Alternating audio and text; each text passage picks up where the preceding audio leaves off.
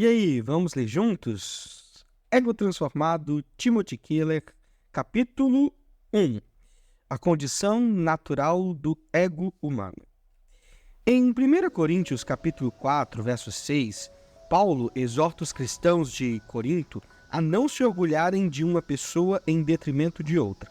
Até aqui, nenhuma novidade, podemos pensar. É claro que o orgulho é um comportamento inaceitável. Todavia, é importante saber que aqui Paulo não emprega a palavra arrobres, o termo mais comum para orgulho, mas físio, uma palavra incomum.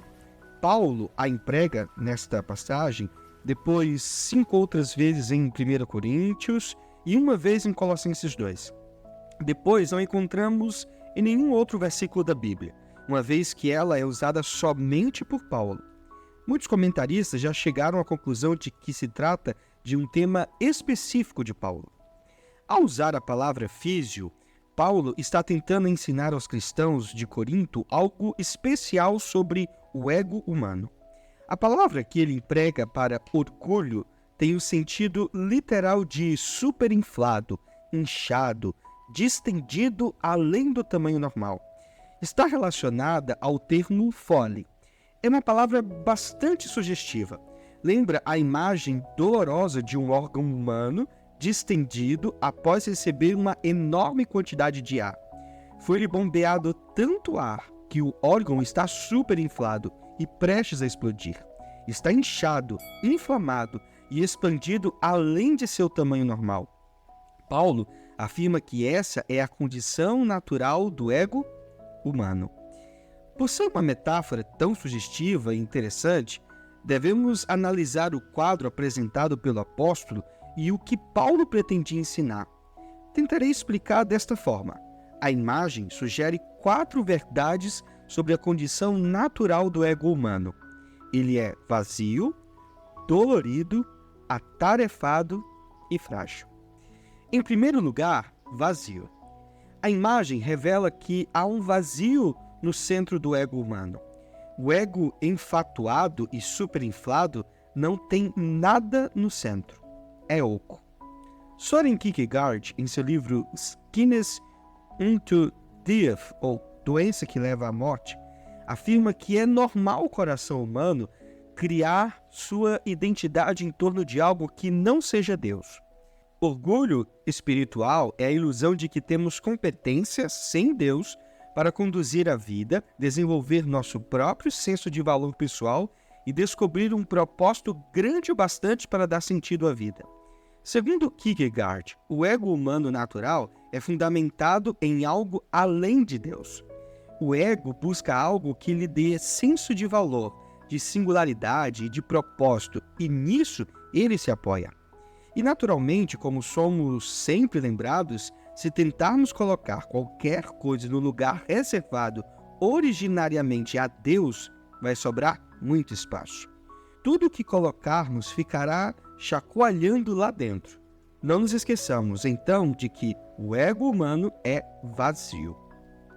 Em segundo lugar, o ego humano é também dolorido. O ego distendido e superinflado dói. Você já reparou que quando não há nenhum problema, não prestamos muita atenção ao nosso corpo? Quando fazemos nossas caminhadas, não pensamos em quanto os dedos dos pés estão se deliciando com o exercício. Nem analisamos o excelente trabalho que os cotovelos estão fazendo.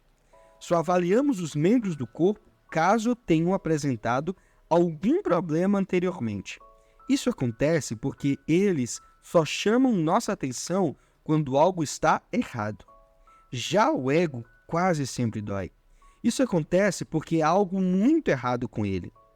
Algo inacreditavelmente errado. O ego vive chamando a atenção para si mesmo, e isso todos os dias.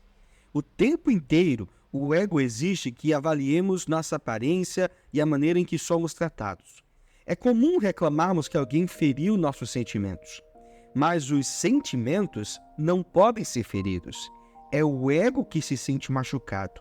Nosso eu, nossa identidade. Os sentimentos continuam ótimos. É o ego que dói. caminhar, não me machuco os dedos a não ser que eles já tenham algum problema.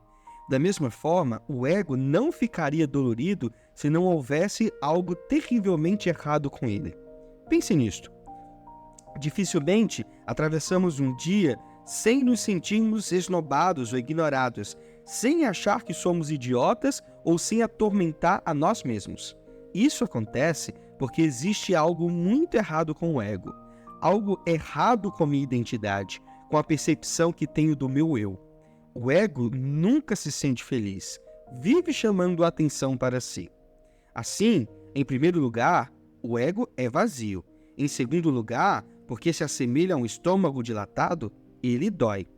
E em terceiro lugar, o ego é incrivelmente atarefado, ou seja, faz de tudo para ser notado. Vive ocupado tentando preencher o vazio. E é incansável, sobretudo, em duas tarefas, a comparação e a vanglória. Notamos as duas em 1 Coríntios. Observe que a frase não termina com a palavra orgulho. Paulo não diz, nenhum de vós se encha de orgulho e ponto final. Não. Ele diz, nenhum de vós se encha de orgulho em favor de um contra o outro. Essa é a própria essência do que significa ter um ego humano normal. Na tentativa de preencher o vazio e lidar com o seu desconforto, o ego vive se comparando com outras pessoas e faz isso o tempo todo. No livro Merry Christianity, C.S. Lewis escreveu um capítulo notável sobre o orgulho. Nele, Lewis ressalta que o orgulho é competitivo por definição. Competitividade é o que se acha no âmago do orgulho. O orgulho não se satisfaz em ter uma coisa, mas em tê-la em quantidade maior do que os outros. Dizemos que as pessoas se orgulham de ser ricas, espertas ou bonitas, mas isso não é verdade. Elas se orgulham de ser mais ricas, mais espertas ou mais bonitas que os outros. Se todos fossem igualmente ricos ou inteligentes ou bonitos, não existiria motivo de orgulho. Em outras palavras, temos orgulho apenas de ser mais bem-sucedidos, mais inteligentes ou mais bonitos do que os outros. E quando encontramos alguém mais bem-sucedido, mais inteligente e mais bonito do que nós, o que tínhamos perde a graça. Isso acontece porque não tínhamos alegria verdadeira nessas coisas. Tínhamos apenas orgulho delas. Como Lewis afirma, orgulho é o prazer de ter mais do que os outros. Orgulho é o prazer de se sentir melhor do que os outros. A cobiça sexual pode levar um homem a se deitar com uma linda mulher, e ele o faz porque a deseja. O orgulho leva um homem a se deitar com uma linda mulher somente com o intuito de provar que é capaz, mais capaz do que os outros. O orgulho destrói sua capacidade de ter prazer verdadeiro com a mulher. Quando eu era menino, minha mãe vivia me dizendo coisas assim: querido, você precisa entrar para o clube de xadrez. Ao que eu respondia: mãe, eu detesto xadrez. Eu sei, querido, ela dizia, mas isso ia melhorar bastante o seu currículo estudantil. Então, ela tentava novamente. Não existe uma organização lá no centro da cidade que serve café da manhã todos os sábados para os sem-teto e sem alimento? Por que você não se oferece para ajudar? Eu dizia: mãe, eu detesto esse tipo de coisa. A resposta era a mesma. Eu sei, querido, mas isso ia melhorar bastante seu currículo estudantil. Portanto, durante meu tempo de escola, realizei uma infinidade de tarefas pelas quais não tinha o menor interesse. Estava simplesmente preparando um currículo. É isso que o ego faz o tempo inteiro. Trabalhamos em coisas de que não gostamos, fazemos dietas que detestamos, realizamos todo tipo de coisas não pelo prazer de realizá-las, mas apenas para construir um currículo que impressione. Quando nos comparamos com os outros e tentamos nos sobressair, estamos nos vangloriando. Com isso, tentamos ser os melhores e desenvolver um currículo que aumente nossa autoestima, uma vez que estamos desesperados por compensar nosso sentimento de impotência e vazio. O ego vive ocupado, ocupadíssimo, o tempo inteiro. Por fim, Assim como é vazio, dolorido e atarefado, o ego também é frágil. Isso acontece porque qualquer coisa superinflada corre o perigo iminente de estourar. É como uma bexiga que alguém soprou demais e a deixou muito cheia. Se estou dilatado com o ar em vez de estar abastecido com algo sólido, não faz nenhuma diferença se estou superinflado ou desinflado. Complexo de superioridade e complexo de inferioridade são basicamente a mesma coisa. Os dois resultam do fato de que a pessoa estava superinflada. A pessoa com complexo de superioridade está superinflada e corre o risco de ser desinflada. A pessoa com complexo de inferioridade já está desinflada. A pessoa com complexo de inferioridade declara aos outros que se odeia e declara isso também a si mesma. Pessoas assim estão desinfladas. Se a pessoa está desinflada, isso significa que ela já esteve inflada.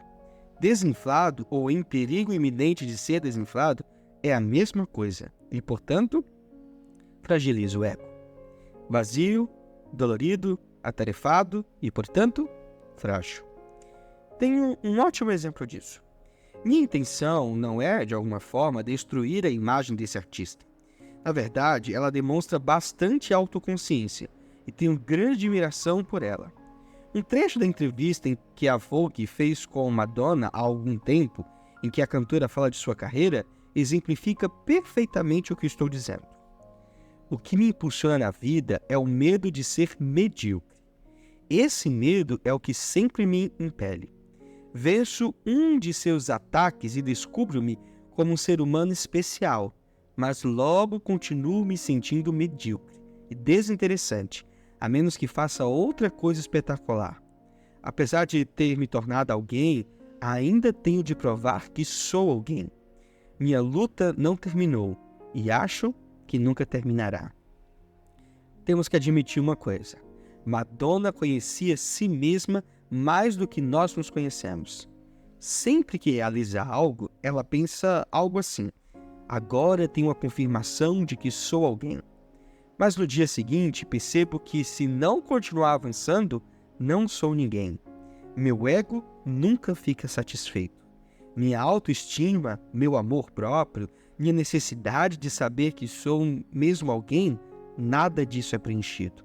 Quando as pessoas falam bem de mim e as revistas e os jornais me elogiam, acho que cheguei lá. Mas no dia seguinte, tenho de procurar essa aprovação de novo em outras coisas. Por quê? Porque meu ego é insaciável. É um buraco negro. Por mais que eu abasteça a despensa, ela está sempre vazia. Todas as manhãs reponho vários itens, mas à noite ela está vazia. Eu me tornei alguém, mas ainda preciso ser alguém. Talvez achemos que a Madonna é neurótica. Na verdade, seu autoconhecimento está à frente da maioria de nós. Esse é o estado natural do eu humano. É disso que Paulo está falando aos Coríntios. Todas essas pessoas que brigam por causa dele e reivindicam um relacionamento especial com ele só estão exibindo uma tremenda dose de orgulho. São incapazes de se deleitar simplesmente na amizade que têm com Paulo. Usam o relacionamento com ele para afirmar que são mais importantes do que os outros membros da igreja. É desejo de Paulo que essas pessoas vejam a diferença que o Evangelho faz e como esse Evangelho transformou tudo para ele. Examine 1 Coríntios 4, verso 3 e 4. Paulo mostra aos coríntios que o Evangelho transformou seu senso de valor próprio, a maneira em que ele se considera a si próprio e sua identidade. Agora, seu ego funciona de um jeito totalmente diferente.